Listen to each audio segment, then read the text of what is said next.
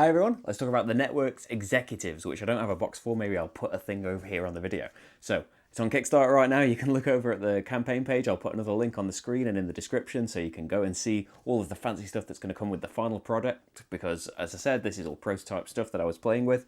So what do I think? Well, the networks in general, it was in my top 10. It was high up in my top 10 of games last year. I absolutely love it. I've played it a lot of times, and so really I'm predisposed to really like an expansion. It just adds more shows. It changes the balance of the shows a little bit. The executives are just fantastic. I've loved everyone that I've played with so far. It's really good how they add a really nice benefit, but then tie you back down with a negative effect to that. Because sometimes the rondelle is fantastic with the beeb. Sometimes it's really good because everything's in the order you need it to be. But sometimes it's just you need to do something 2 times in a row because somebody might take the thing that you need and you desperately have to do it, so you really need to pay. And the same for what's she called, Miss Cable. Not being able to get money from that drop in budget can be really hard if everybody else is trying to take the ads away from you because they know that you need those ads to do all of those things. Like if Marty had been playing in a game with more players trying that strategy, it might not have worked as well if I had a different one where I could freely take ads constantly, then it would have been a lot harder for him because you know that he needs ads, you know that he needs money, so any network cards that need money or any ads that are out there, if you take them away, then he can't get money from dropping budget. So you could make life really hard for someone with those particular executives. And there are a ton in the game as well, a real variety of things. Loads and loads of these network cards. Add to that the mogul cards. They are a great new thing because the 5-show bonus in the original networks used to be you do all of the stuff for getting the new cards. You can either get the stars or the ads, but you could instead choose network cards, which was nice. But then you would exchange money for viewers at a rate of, 4 money for 3 viewers. So you would get into this kind of thing where you would be like, okay, I'm coming up to my 5-show bonus, so I need to really hoard money now, but then spending it. If you've really got a massive stockpile of money towards the end of the game, you could really get loads with it. It could be hard to get the viewers at the right time with that, and you would be hanging on to this money when maybe you could have been doing more useful things with it, and maybe you don't get the 5 bonus, and now you've got a load of money that isn't worth anything at the end. It wasn't bad, but I really prefer this. Getting these mogul cards, you see them from the beginning of the game, so you can start to plan for what you need. And inadvertently, I really helped Marty out in that game because I took the one that said, immediately draw another one, and then you can get another one next time you get the bonus. But the one that came out was the one that gave Marty all of the points for getting ads, and that really made the game for it. That is, if you were going for ads anyway, and he was because he had some end game cards for that. That is just that's a perfect combination of those things. And so, you can see them from the start of the game. You can try and guide your strategy towards them. But again, that's someone else could just take it from in front of you if they manage to get the bonus first. Or people could be trying to stop you from getting those genre bonuses, knowing how important some of these mogul cards are to you. It's just really good. I haven't played with all of the executives yet. I don't think I've seen more than half of the mogul cards that have come out, and so there is, again, they are so different from either just a straight get points, put more cards out, and that. And then you can get another one later. The one I had where it's kind of similar to the old thing where it's exchange money for viewers, but it gives you the choice. You can spend more money, you can get a better rate if you do it right now, or you can wait till the end of the game and then you can get a slightly worse trade-off for it. But if you've managed to build up the money like I did, you can do it straight away and get, 26 points?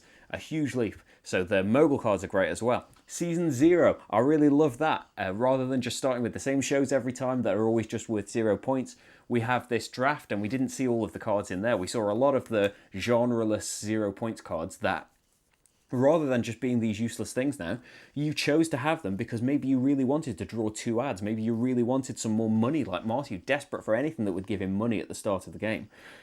they can really, you've got your executive, you can see the mogul cards, you can see what's coming out for season 1. So you can start to make a picture in your head of what you're going to try and go for and which season 0 cards are going to help me out the most here. Add on top of that the season 0 cards like Marty started with, where it's a show. It's not going to get you any cards or money or anything, but it's a decent show. It's going to fall off pretty quickly, but it's his first sci-fi towards his genre bonus. It's 8 points in the first round if he keeps it on the air, and then it's going to be worth 2 in reruns.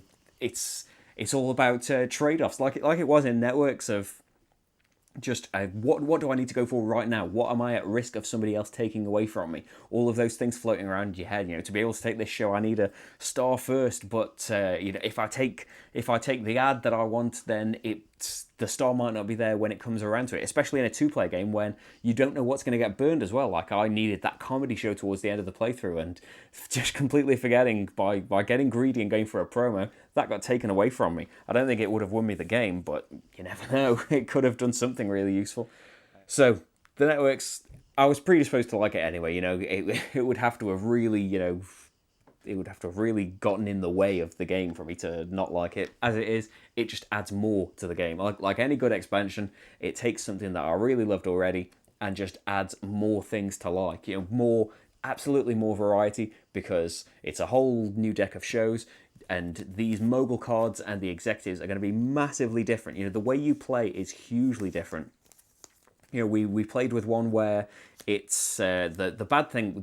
The good thing was that you could pay 3 million every time you developed a show and treat it as a genre of your choice. You had limits as how many times you could do that for each genre, but basically genre bonuses are way easier for you as long as you've got the money to pay for it. Downside is though, you can't develop shows in season 1.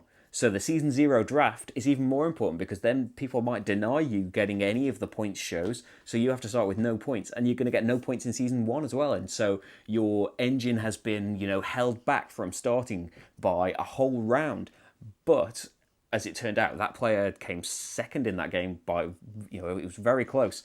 It's because then being able to get the genre bonuses, he was held back in the first season, but you can use it to get shows and ads and things. And then by the time it came to the later seasons, he was, raring to go with all of these crazy genre bonuses that were going on. And that's just, just an example of how different all of these things are. I do just love rondelles in general, so I think Miss Beav is still my favourite. But again, that's been tweaked. You used to be able to skip over, if there were no network cards left, for example, you could skip over the network space. But that does make it easier. So and you can't go to the network space if there are no network cards on the rondelle. So it makes the rondelle trickier.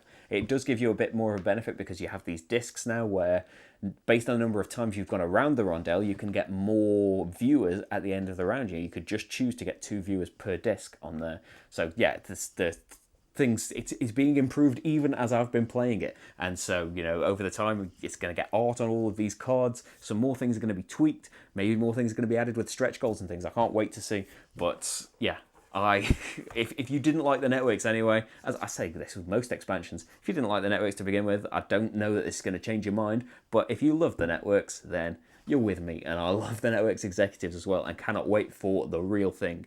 But all of this print and play stuff is staying in my box, and whenever we're playing the networks, we are playing it with these executives. I love it. So that is the network's executives, everyone. Thanks for watching, and I'll see you for the next game. Bye.